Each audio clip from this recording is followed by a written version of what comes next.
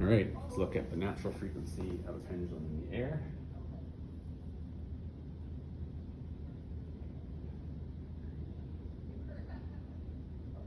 Versus water, air.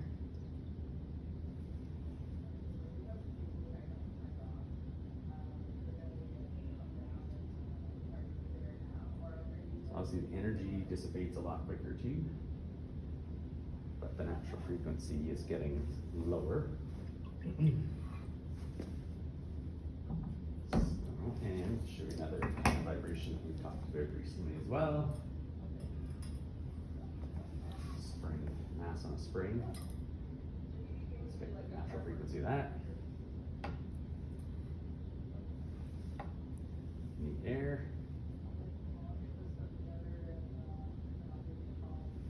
Versus water.